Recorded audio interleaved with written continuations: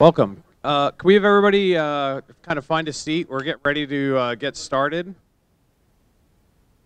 We could. There's a lot of room over here on the sides and here in front for those of you who are in the back.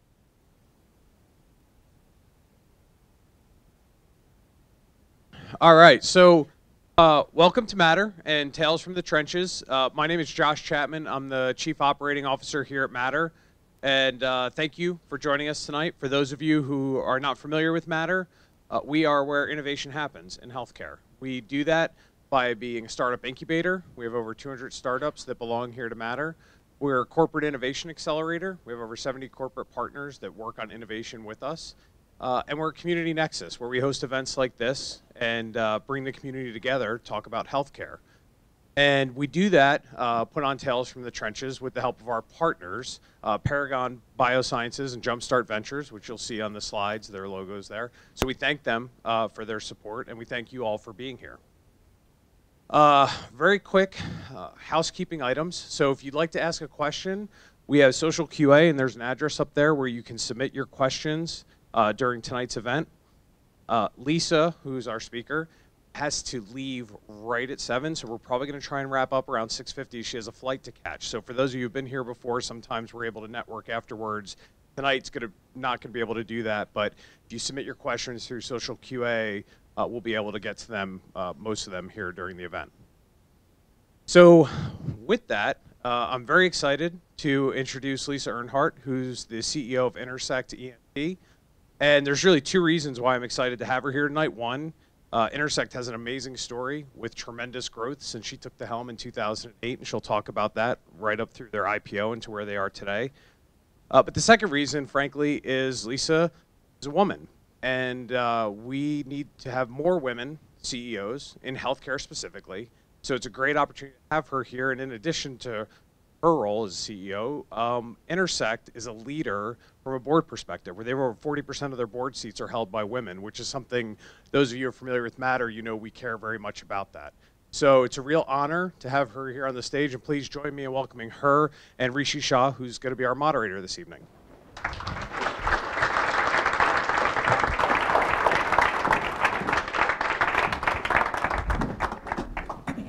So welcome everybody, and I really want to welcome and thank Lisa for being here with us tonight. She's actually got a board meeting tomorrow morning and is gonna get out of here as soon as we wrap up. So this might be the most dedicated visitor we've had. Thank you. I'm always happy to come back to Chicago. Thank you for joining us here from the Bay Area. You know, so Chicago is hometown for you. Well, yeah. I mean, to be clear, it's DeKalb, Illinois, which is 60 miles west of Chicago. So, that would be the land of cornfields for those of you who haven't made it out. And you know, you run a public company. It's done really well. You've joined it for 12 people, taken it to many, many hundreds. But tell us a little bit about your first job in the Midwest here. Yeah, so as I said, grew up in DeKalb, Illinois. So for those of you who are from that neck of the woods, one of the most common jobs for kids, which I did, was detasseling corn. So literally working in the cornfields, which definitely showed me the value of hard work as well as education. Because I was like, I don't want to do this for the rest of my life. So I can only imagine, right? And, yeah. You know, I'm sure when you're out in the Bay Area telling people you're detasseling, they don't even know what I'm like. What is that, right? No idea. So. Unlike half of us who have all detasseled. But you probably have detasseled corn before, right? Or at least know someone who has. So. But you know, we were talking a little bit about what it was like when you were growing up, and I know at one point you wanted to be a math teacher, and then of course you ended up going into engineering in college at Stanford. And tell us a little bit about that. You know, tell us what you were like early in life. Those of you that come to Tales frequently know I love studying entrepreneurs early in their life and understanding what kind of sparks them. And then you had something, I guess you'd say maybe serendipitous right after college that exposed you to healthcare, which is maybe where that came from. So take us through that early part of your life. Yeah, so I did grow up loving math, amongst other things. I just love school, love learning. which I think of myself as a lifelong learner. So that's still very much part of who I am, and I think most entrepreneurs are, right? Because you learn a lot of things that, oftentimes things that don't work, which is important learning and important to apply. So as you mentioned, I was an engineer, and part of that was being good at math. Part of it was liking problem solving, which is what I really think engineering is really all about. So coming out of Stanford, I was looking at mostly a lot of different tech companies, because I was right there in the Bay Area, right there at Silicon Valley, and there's a lot of exciting stuff going on. But one of the opportunities I was exposed to was management consulting, and specifically in the field of healthcare. And so I was sort of like, hey, I'll be able to problem solve as well as do it in an area where I could really sort of make a difference in the world. And I think that's like kind of where I focused a lot of my energy in the past. Yeah. I have a lot of energy, and so I might as well focus on areas where I feel like I'm really making a difference, and that's really where healthcare came into play. So yeah, I worked at a management consulting firm that was focused squarely on the provider side of healthcare. I think some of you work for hospitals or healthcare systems, so I was all about how do you improve overall hospital operations. And then, you found yourself back in business school, back here in Chicago. Right up the road at Kellogg at Northwestern in Evanston. And tell us a little bit what that was like. How did you decide you wanted to go do that? And tell us about, how that maybe prepared you ultimately for what you did at Guidant and then running your own company. I know you worked at Dell at a really exciting time and yet found, hey, I want to do healthcare. So tell us about that next chapter. Yeah, I loved my time at business school. I mean, it's rare that you get a chance to take 2 years and I did the full-time program. So I was 2 years, and it was just really all about me, all about learning, all about like figuring out what I want to do with my life when I grow up, which I haven't quite figured out yet, but I'm kind of figuring it out as I go. And at Kellogg, one of the things that I realized, I'm like, I really love innovation. Like that, it's super broad and just sounds a little vague, but at the same time, I really love a lot about that in terms of like new ideas and new thinking, and I love the pace because I like to make things happen really quickly. And having spent time on the provider side of healthcare, I realized that wasn't always in sync with what I love. And so that's when I went to Dell, because Dell was at the time, now I'm dating myself, so this is about 23 years ago, Dell was the hot technology company down in Austin, Texas. And it was just like, it's invigorating when you're really working at a company that's doing things really differently and really sort of making a mark. But after spending the summer there, I honestly was like, what did we do? Like, we sold more computers, which was like, and it was huge. There was so much more that Dell was doing. But at the time, I sort of came back to like the things I love about healthcare, which is really working in a field. And I applaud all of you because it's such a great opportunity to work in a field where you're making a difference some way, somehow, regardless of the role that you play. And that's really where medtech came into play, because I was able to combine healthcare and technology together. It's like peanut butter and jelly for me, or peanut butter and chocolate more likely. So it is such a great, it's like so fun to be doing something where it is still really fast paced. It's all about innovation. It's all about driving solutions for, for patients and for physicians, and to improve, health and wellness. So it's a great field to be in. So I was really fortunate to join a leader at the time in cardiovascular medicine, Guidant, up in the Twin Cities, which is even colder than here, if you can imagine. And it's hard to imagine. I thought today was cold. I forget, I've gotten super soft living out in the Bay Area. It happens. So you come out of business school, you join Guidant, and you're probably not thinking, boy, one day I'm going to go work at a company of 12 people. But there are things that happen over your time at Guidant, and then as Boston Scientific buys Guidant, that prepare you for the entrepreneurial journey. And so, talk to us a little bit about that. Some of the people watching here might not yet, be CEO or part of an early team at a startup, but no, maybe one day they want to do that. And what are things that, folks can do that you did that you think prepared you for that journey? And how did you approach that? Because you had many different roles at Guidant, I know. Yeah, and I think just talking about sort of making that switch, a big piece of it is so much of innovation in healthcare comes from the startup arena.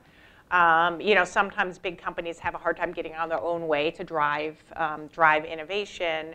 Guidant, I think, was unique in that way that we didn't, but I think in general, it's just harder to drive innovation. And so that was something I realized over time that I really wanted to make the move. But as I was going along, I would say there's a couple of roles as I look back. I mean, first and foremost, it was being in a sales role, which you think, why in the heck would that have to do with entrepreneurship?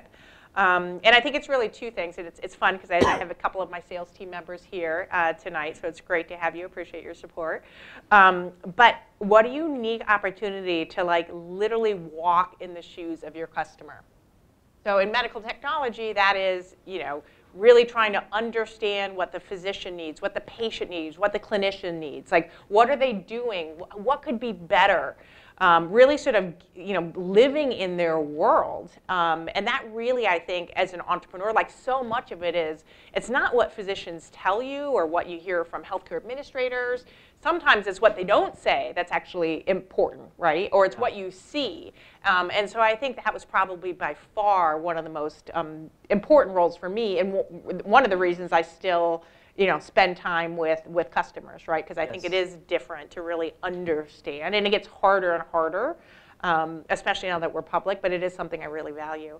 Other roles, in particular, at one point I was a product manager, so managed a defibrillator business, so it was implantable defibrillators, and what was really neat about that role is you're really the sort of champion for the product within the company. So you're the face of the product with the sales organization, but you are also sort of that the point person internally, whether it be for forecasting, whether it be for future products, whether it be working with customer service, whatever it ends up being. So you really get a sense of all the different things that have to come together to bring innovation to market. And you all know, as wherever you are in the stage of your career and your experience, like there's so much that has to go right to bring medical technology to market. So it's not for the faint of heart. Absolutely.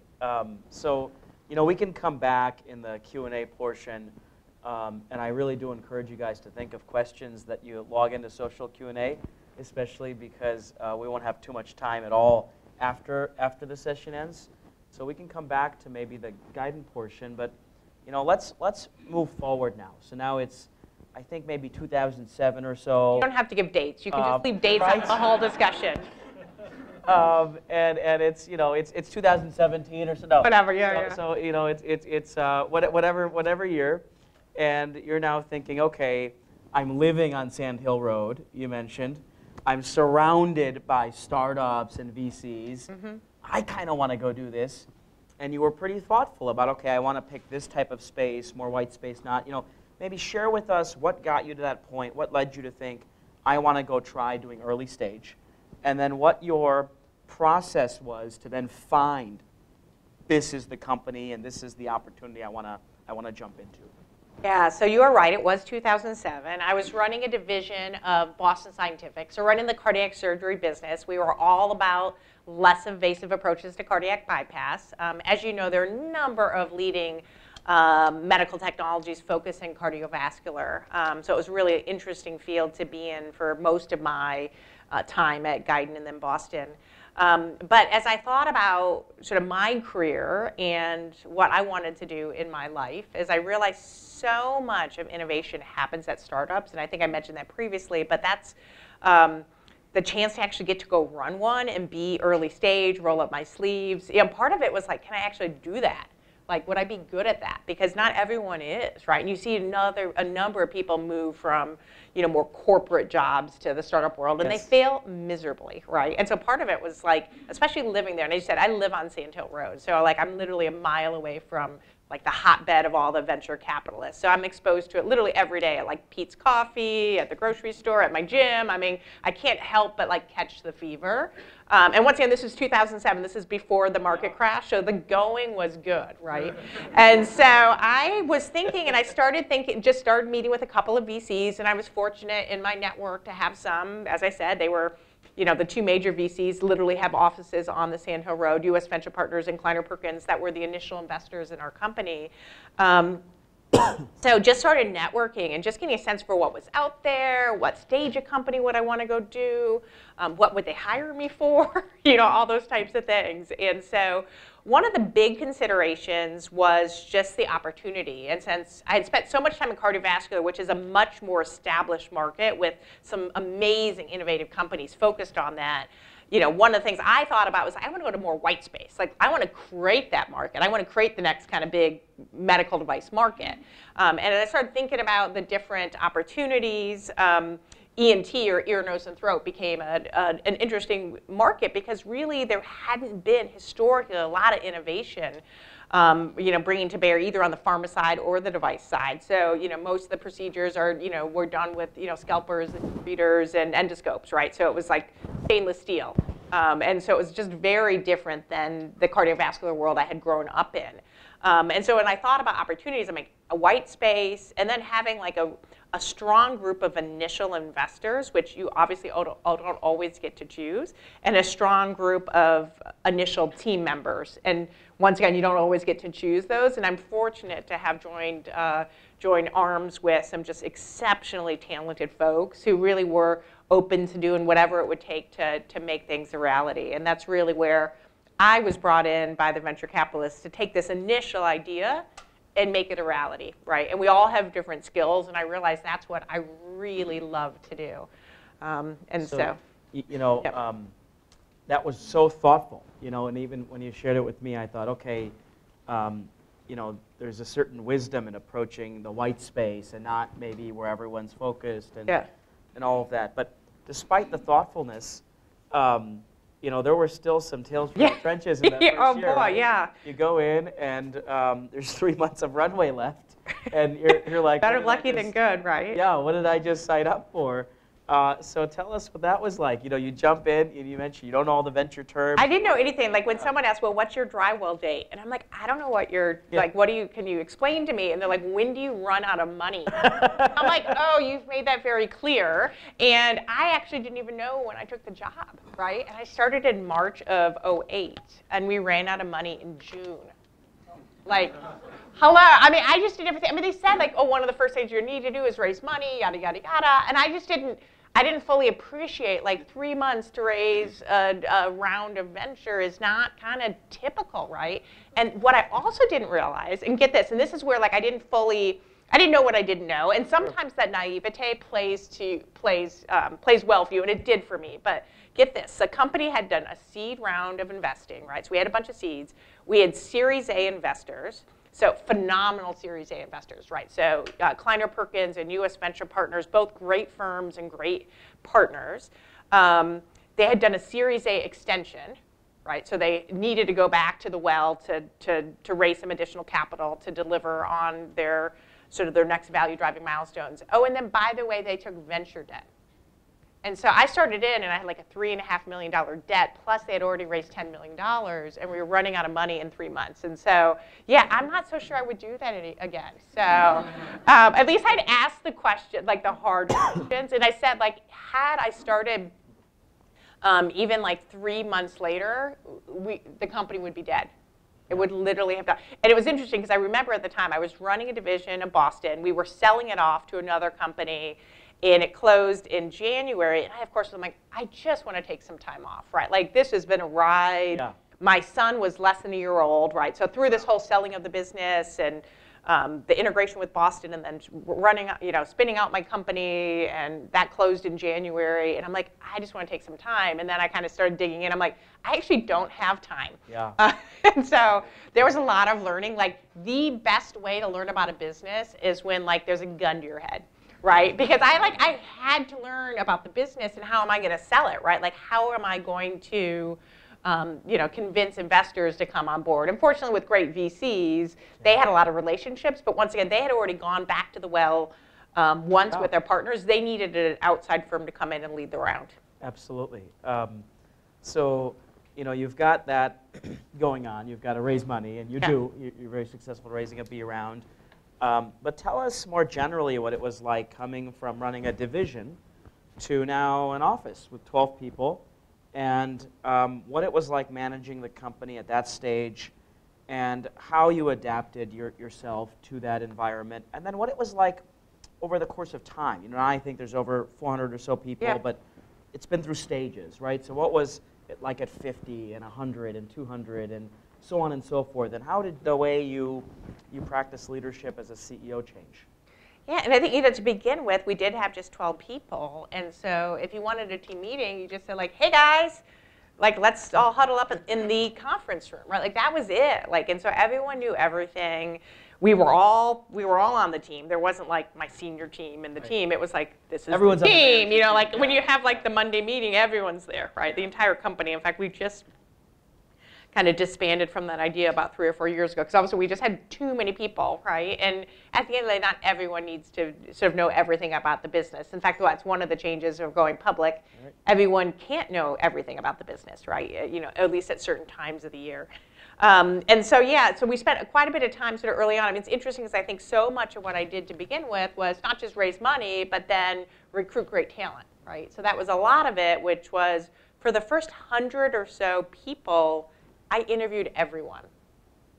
It is not because I felt like I was going to be such a great job at a great judge of talent, or that they needed my stamp of approval. But what I did want to understand is, in those early stages, each single individual contributes in a meaningful fashion to your culture, for better or for worse, right? So you got to know what you're getting. And being really deliberate about what an individual is going to sort of bring to the table, not just in terms of, you know, core capabilities and competencies, but also kind of style and all that soft stuff that, as an engineer, it doesn't always come as naturally. But I think really important part of sort of building the culture. And it's interesting because now that we've scaled, we actually had to revisit sort of our culture, you know, probably a couple of years ago. As we were talking a little bit earlier, and I think it was maybe around 300 or so people. All of a sudden, things were like, it's not quite clicking, right? And what is that? Like, so we actually did a, you know, full employee survey, really trying to understand sort of what do people really love about Intersect? What do we really want to aspire to be as an organization? And really try to codify you know, our culture and really focusing on our values, right? And so, like, what's really important to us? Like, what are sort of the non-negotiables? So we spent time doing that really deliberately, because we realized if you don't, it's amazing. It just, Yes. you know, things could start to spin, you know, good or bad. It just may not be as deliberate as you want it to be. Absolutely. Now, you know, when it was less structured, perhaps, and you were just interviewing for those intangibles, Yeah. you know, what were you looking for? You know, do you have interview questions that you still remember that you would ask for all of those roles? And what were those intangibles that you would look for? And then as you were more structured and intentional about this is the culture we want as we become more institutional or whatever you call it, did it change? Or were you really just codifying the same thing but finding maybe new formats to describe it and assess it? Yeah, I mean, I think to begin with, one of the things that I always looked for, or like, it's sort of that fire in the belly, which, you know, you're hiring for sort of, you know, specific skills and competencies, but there's also that kind of will to win and that, like, internal drive. Just like, not everyone has it. Like, they may be really smart and really capable, but, like, at the end of the day, it's going to be tough. And, like, we had, like, some, like, you know, I think about, like, the 3-month dry well. Like, that's nothing compared to, like, the stuff we had in the future, right? Like, it was not, like, it looks like such a pretty picture, like, 10 and a half years later, but it was not pretty every step of the way. And you realize that if people don't really have that fire in the belly, and they really don't just really care, like, really believe in what you're doing, you know, there's people who will come to work and they really like their work, but do they really care, and do they sort of operate with, like, the utmost in integrity? So it's those types of things that I would really focus on, which aren't like typical, you know, and you kind of, it's not what you see on the resume, right? Especially, I think, in the device and life sciences world, it's not that there's any lower bar, but it's more rare for CEOs to really look for that as a headline. Yeah. You know, which is interesting. Yeah, because oftentimes they're saying, like, oh, but Lisa, they could do the job, they could step in tomorrow, and I'm like, yeah, but what happens 6 months from now? Like, there's sort of the urgent versus the important, and sometimes in a startup you can focus way too much time on the urgent. Yeah. And, like, fill the need, plug the hole, live another day. Like, Yes. I mean, I literally have probably said all those things Absolutely. in a meeting, but at the end of the day, it's like, and I think as a CEO, your job is to really focus on the important, right? Yes, absolutely. Now maybe, zoom us into now. So, how has your job changed? How has your role changed? How do you spend time now as you look into the future? What are you enthusiastic about? What are you excited about? Not just, for Intersect, but the industry at large. We talked a little bit about innovation and how, there's some challenges out there as well. And, maybe you can give us a vantage point of what you see on the horizon. All right, so I think Rishi just asked like a dozen questions. I did. And that's very good. So let me just take the first one. All right, so we did go public. So we went public just over 4 years ago. And as I think about sort of the decision to do that, we had been, our first venture round came in 2006, right? And so this is in 2014, or we actually started thinking about it as 2013. So you guys can do the math. Like, we're getting a little old in the venture funds sort of portfolio, and so it was we considered it because we were thinking about like, well, what do? We can stay private and sort of get to profitability, and then invest more in the future. We could sell the company, and that's always an option. And we were fortunate because we had interest along the way, but we also had incredibly strong conviction around the potential for the company. Or we could take the company public, right, which gives the opportunity for our venture investors to exit if they deemed appropriate. It allowed my employees as well, because you realize like 10 years, like there's a few life-changing. I have employees who are like, Lisa, I'm sending my kids to college. Like, this isn't working for me. The math doesn't quite work in the startup world. I'm like, no, I get it. Like, equity is a big part of the compensation. And then it also, like, most importantly, it's given us access to capital. And so we were in a fortunate position because we were starting to look at it really seriously in the second half of 2013. I remember that board meeting, December of 2013, distinctly, because at the time there had been 2 medical device companies that had gone public that year, LDR and Tandem, and I'm like, 2 points make a line. Like, I think their window's open, And so we started working on it in earnest in the first half of 2014 and went public in July.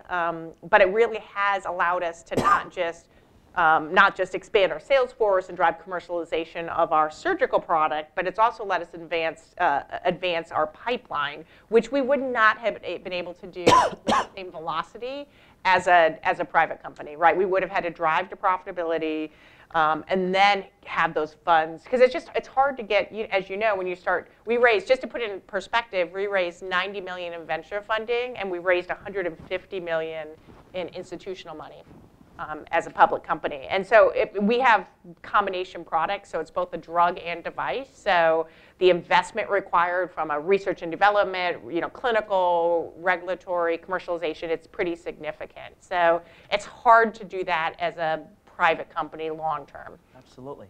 Now, do you like this stage? You've stayed in place through all of those different phases. You'd ask me, like, what's it like to be a public company CEO, right? Yeah, I forgot about that question. All right, yeah, so. I will give you another compliment, too, about that, which is rare. You mentioned over half your management team has stayed in place from the beginning, which, when we talk to public company CEOs, I mean, that's a rare, after 10 years or 11 years, that being the case. So that's interesting, too. So I'll give you those 2-in-1 questions. Yeah, and I'll try to get the other 10 as well. And so, it's a very different company today. I mean, I started with 12 people. When I started, it was like, does the product work? Can we prove it? Can we make it? Will anyone buy it? Like, we had all those questions ahead. And now it's like the quarterly earnings. And I don't know if anyone loves that, right? Like, I love the fact that we have money to invest in our future. I love the fact that our employees have liquidity, and so if they have life needs, they can access the funds as needed. And it's given us a great platform as well. I think there's some sort of softer benefits of just being public. That gives you a little bit more legitimacy. Like, you're the real deal. Like, as you're dealing with healthcare systems or payers or physicians, it's somewhat like there's some stamp of approval somehow, some way. But there's a lot about, like, my job is different now. It is very different. Like, 12 people, like, I'm answering the door. I would support initial clinical cases. I used to be the the QC on all of our clinical reports, I mean, I would do whatever, whatever, right? I would be in the cadaver labs or the animal work, all those types of things, right? Like that's just part of it. Now I have a team of folks who obviously are doing all of that. So it's changed my job now. I spend quite a amount of time on external relations. So that's meeting with, Wall Street analysts. It's meeting with investors. So I do spend, probably more than my fair share of time in New York, as you might imagine, because a lot of the financial world centers around there. So it's just different. Yeah. I like it. Like, it's fun getting questions about my business, because I get questions. It's not just about the product and the clinical data. It could be around intellectual property. It could be around our balance sheet. It could be around gross margins or our future products. I mean, it's such a range, and that's a fun thing to do because you have smart people peppering you with questions. But sometimes when you're in a hotel room for 8 hours and you're literally speed dating, every half hour you have another group of investors come in and they ask the exact same question. You're like, that's a really interesting question, Rishi. Let me just press the tape recorder. No, it's wait, this is actually being audio taped, right? Uh-oh. I'm in trouble now. I'm sure they know. They're like, you probably have never heard this question before. However, but it's good. It's good. As I said, it's just different. I had actually, that was sort of, for me, long term, I had thought, and earlier on in my career, when I was running a division of Boston Scientific, those are kinds of calls I would get, like, do you want to go run a public company, Yeah, and I was like, gosh, if I do that, I'll never get a chance to do the startup thing, right? Because you sort of get to the point where it's like, we don't think you can roll up your sleeves, yes. right? And now that I can show I do it, in fact, I actually love it. Like, it's really fun to be so engaged with the physician, to be there from the very beginning. Yeah. And I am fortunate because I have a lot of team members who've sort of stuck through it. Our jobs are all totally different than when we started. Yeah, even the fact that it's the same country, same company, even though they've either moved functional areas or in a lot of cases, jobs get narrower, Yeah. At first, everyone does everything, right? And then over time, as you scale, you run a department, or which I hate words like department and corporations and that kind of stuff. But that's just kind of the world we live in, right? Absolutely. What's been the biggest leap for somebody on your team? Somebody that started doing this, and then 10 years later they were doing something you wouldn't have imagined. Has there been anything like that? Yeah, I think all along, part is just seeing the team develop and grow. It's been really fun to see, because not everyone has made that transition, right? And and I have still some folks on my team before who were in senior roles, and they're still with us, but in a different role. They may not be on the leadership team, but they're still big contributor. A big contributor to the business, and that's fantastic, because the needs of the business change as we've scaled. Now, for the entrepreneurs in the room or people who are thinking about starting a company in healthcare, you see a lot, as you mentioned. You whether you're getting coffee or there's startups being born every 2 minutes in the part of the world you're in, and we see it here in Chicago in a way as well. There's a lot going on. What do you think are maybe the 2 or 3 areas that you think merit more investment, more entrepreneurs digging in? That when we look back 5 years from now or 10 years from now, there are spaces that we'll say, wow, that was a great place to start a business. Are there things top of mind for you like that? Yeah, I think broadly, and you're right, I do get a lot of exposure. Part is being in the Bay Area. I'm super involved with the Stanford Biodesign program, so I'm sure some of you are familiar with that program. And so I get the fun of working with folks who actually, fortunately, some of them have actually spun off their companies since graduating from the program, so that's fun to see. And I think, as I think about things that are really interesting, it's technology that and I'm also, I have a bias, right, because I kind of have grown up in the health tech world. So I know some of you in biotech or more digital health, and I got a little dabbling in some of those areas, but I always think about things that are improving clinical outcomes while lowering the overall cost of care. Right, and so things have changed so dramatically since I've been in healthcare, where at first it was if you build it, they'll buy it.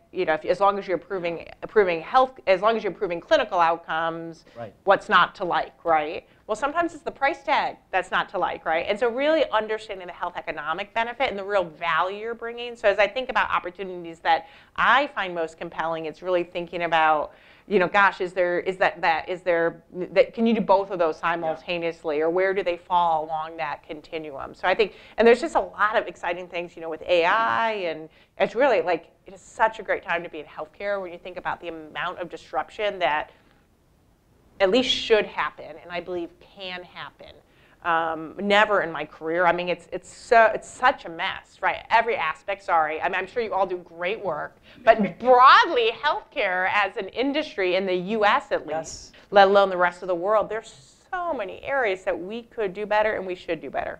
Yeah, absolutely. You know, speaking of that, our most upvoted question right now is in which international markets do you see the most opportunity for high-growth, innovative medtech companies? You know, we talked a little bit about the U.S. and the changes in the regulatory landscape.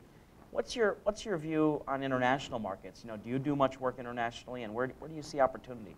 You know, we've really not done a lot historically international, because I was always a big believer in building business close to home, and part of that was, you know, we're serving an elective procedure, and, you know, typically those are more widely adopted in the U.S. than other markets. And if we didn't get PMA approval in the U.S., we wouldn't have a business, right? So we've kind of done a little bit backwards of some companies who end up, they start in Europe and then they come over, right? That's pretty common. We're going backwards. So we're just starting to sell in Germany and starting in some other European markets. I think one of the markets that's most attractive broadly is Asia Pacific. I think China, for lots of reasons, is super attractive, and China, for lots of reasons, is really scary. Yeah. And I think, you know, from a regulatory perspective, from it's just really challenging. We're not in it. We're not in, like, we've made that deliberate decision, but it's really hard because it's such a phenomenal opportunity, and I think we could add real value there.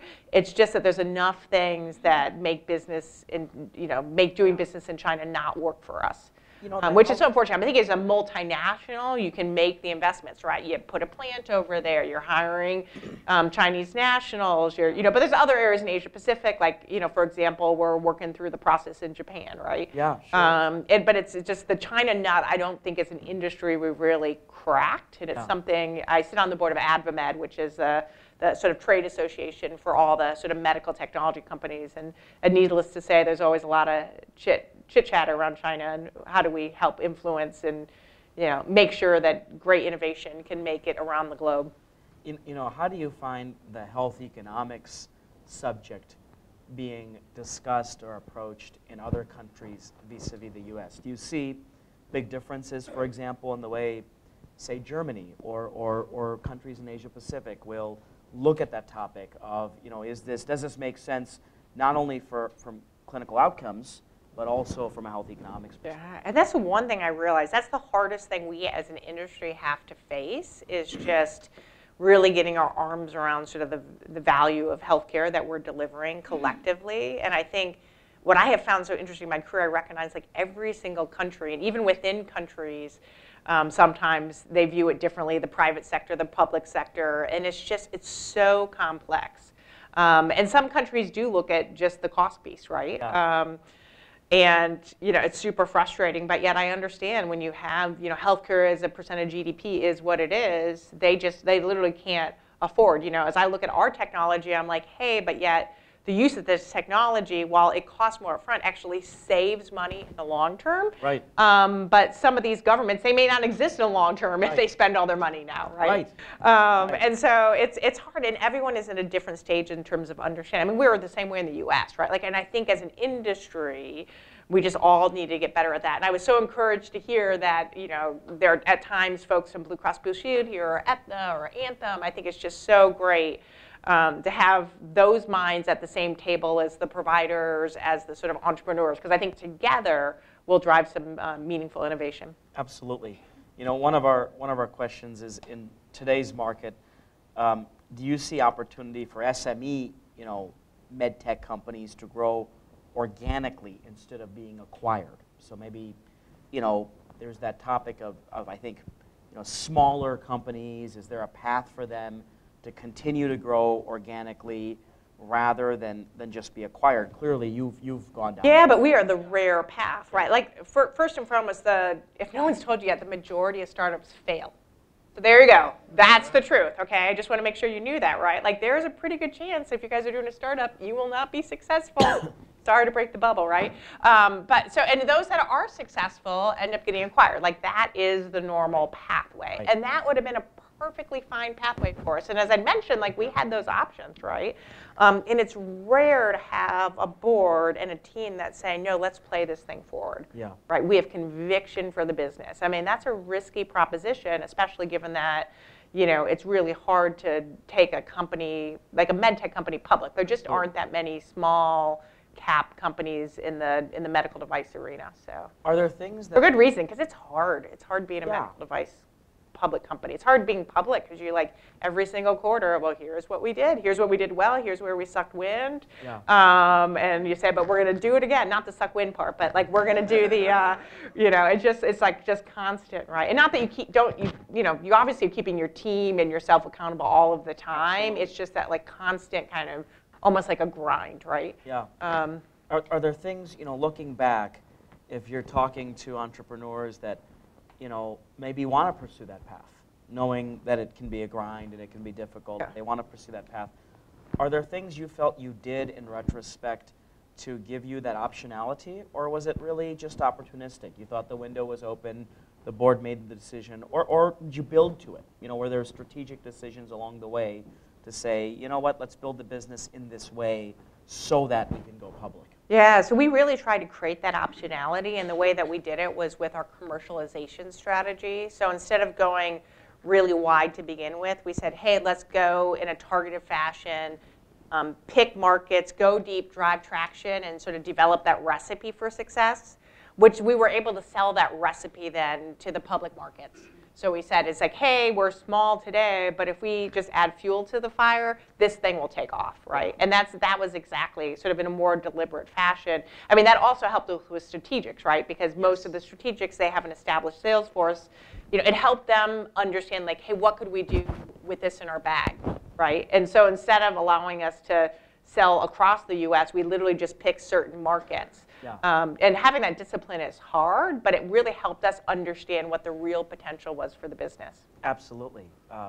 That reminds me of something I've seen different companies do to try to, with a limited amount of resources, demonstrate how big it could be. And I've never seen that in a device. Yeah, it's not as typical. I think more companies are doing it now because it's expensive to commercialize new technologies, right? And it's risky. You don't know what you don't know, and sometimes that works for you, like raising our Series B. It was good that I didn't know that we didn't have much runway, or I didn't understand what that meant. But it's really great to sort of be able to have the luxury of sort of going deep and sort of developing that understanding before we went broad. Absolutely. You know, we spent a little bit of time on hiring tonight, but CEOs will often say it's the most important thing a CEO can do: hire well and build the team. You know, one of our questions tonight is, without naming names, what was the biggest hiring mistake you made? Yeah, the list, unfortunately, I can think of a couple different examples. And I think I had one where we were, when we were launching, so we're an interesting bird in lots of ways, but one of the ways is that we're a medical device company, but we are launching for the first time a pharmaceutical product. And so what it takes to launch a drug is very different. And part of building the capabilities of the team, you know, we brought in some folks who come from that world, right? Because I grew up, like, I'm a med tech junkie. Like, that's my world, that's my home. And so I had brought someone on board that was their expertise and had done amazing things in the pharma world, but just was not sort of the right fit for us. But like, it was hard to know, right? Because I knew they had a different background, and that's exactly why I was hiring them, right? Because I wanted someone who had lived in that world, had been successful, because once again, I didn't know what you didn't know. And so I like, there's so many things I don't know about, and that's why I just get, you know, people much smarter than me around the table to help us figure things out, right? And that one, it didn't fit. Like, it was not a great fit. And fortunately, we recognized that pretty early. The individual transitioned out. We sort of moved on. We've learned from that. Yeah. But it's hard, because sometimes when things don't, you know, aren't a fit, you're like, well, is it because it was the wrong person, or was it's just like the wrong profile, right? Right. And I think pharma is different than med tech, right? Like the pace in which they do things, how they make the decision, the resources that they have. Oh boy, Yeah. it's different. So Absolutely. You know, and we can talk more about that too. That sounds Yeah. like a whole topic. This is an interesting question. You know, discuss the conflict between milestone priorities for investors versus milestones that are the highest priority for your long-term plan. And you know, you have a vantage point of doing that early in private and then Yeah. now public. So how do you maybe balance that? yeah, and it's a constant struggle. And that's one thing as I made the transition from sort of the corporate world to the startup world, I realized how much sort of those value-driving milestones as a private company, how critically important those are. And what I really always tried to do is align the milestones for the team with those of the investors. And so I think about the time we were preparing for launch. And so we were literally, you know, we had already filed with the FDA. We felt like, hey, we're going to get approval, of course. But yet we waited until we determined whether or not we'd have to go to panel. And I don't know if you guys know, but FDA sometimes has panels for products where they bring a bunch of experts around the table, and those don't always work out as well for companies, right? And so we literally didn't invest anything in the launch. A lot of like mind time, but that's kind of free at this point, right? But we blood, sweat, and tears, but no real money in the launch until we got the like, hey, you're not going to panel, because we're like, all right, if we're not going to panel, like the review must be going well. We're going to get approval. Well, that didn't leave us a heck of a lot of time, right? And so, but that was really the right thing for the company, given that we were venture-backed. Because Right. what if we would have had to go back to the well and I said, well, I just spent, you know, this money on a launch for nothing, right? And so it's hard to do. I mean, I find it hard in the public world too. Yeah. Because, you know, there's the quarterly numbers that I Right. talked about, but then there's also like we're investing for the long run. And so I have to keep painting that sort of picture to our investor community so they understand, like, why is it so important that we're investing in our pipeline? Because you want us to be successful, not just, you know, this quarter or next quarter. Some of them do. They actually don't really care long term, but that's a whole nother story, right? It's easier with venture capitalists, quite honestly, because they really are buying into long-term vision. Like you're married. Yeah. You're dating at best with your institutional investors. Like with a VC, like you don't get a choice. Like they are venture capitalists. It's very hard for them to get out.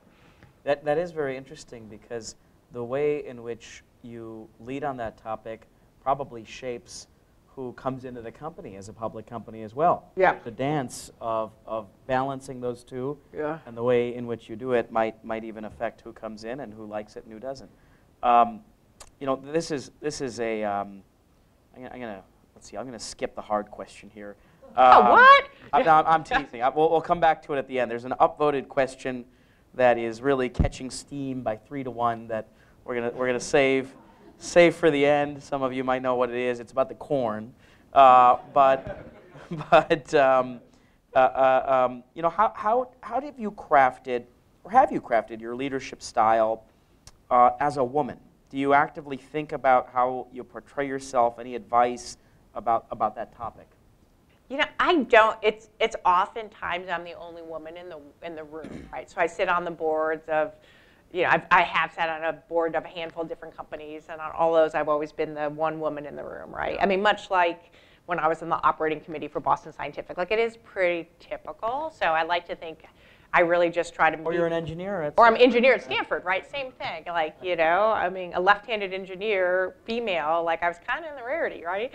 And so it was, you know, it's something that, you know, I think it's just being true to myself, like being authentic Lisa for good or for bad, right? There's, I don't have the time or the energy to kind of have any sort of be pretentious or have a kind of an air or really kind of like this is how I'm going to be. I just am, right? And gosh, it's freeing to do that, right? If I had to like think about, you know, because I'm a woman, I need to act this way or this way. I try to do good work. I try to hire great people. I try to give them the resources they need to be successful, and I try to get the heck out of the way. Absolutely. You know, maybe around that topic, you know, how do you think as an industry, you know, we increase the number of women and people of color in leadership positions in health tech? Do you think about that topic? I think about it a lot. In fact, we're just starting an initiative at AdvaMed around this very topic. I was just emailing about today, and in fact, There's a group of folks who are actually looking at applying the Stanford biodesign process to this very question. Like basically like, we're in a world of hurt as an industry broadly. I think healthcare broadly, it's probably better on the provider and payer side than it is on the sort of product side. But it's really unfortunate. You know, it's interesting because my company, like half of my leaders are female, half of the country is, half of the company is female. Half of the country, by the way, is female too. If you didn't know. But and like you know, 3 of the 7 more of members. Congress is female. Yeah, more of Congress, but still so much goes. So it's like I think about like, oh, this is an issue we have as an industry. I'm like, no, it's an issue we have as a country, right? And so I think what I try to do, my small part of like being a role model, right, serving as a mentor, trying to hire the best person for the job, and lo and behold, sometimes they're women. Oftentimes they're women, funny enough.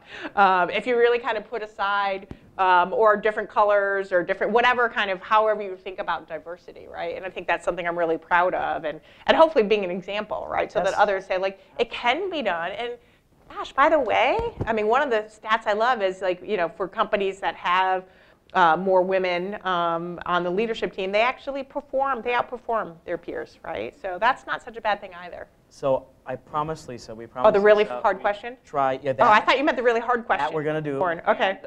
That we're going to try to get her out here. Yeah. So we're going to move to our last question. Now, I've done this for years, and I've never seen a question get 41 votes in years. I don't know what's come over our audience, but they want to know, what did you do with the corn? I don't even know what that means. But what do you do?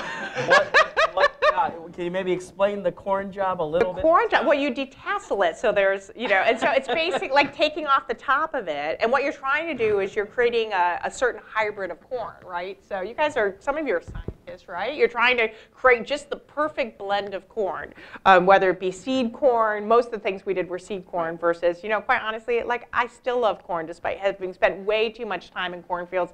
I still love ice cream despite the fact that I worked at Dairy Queen for 3 years. So sometimes you just can't get over yourself. From seed investing to seed corn. I know. There we go. We've come full circle. So, all right. Thank you. Bye-bye.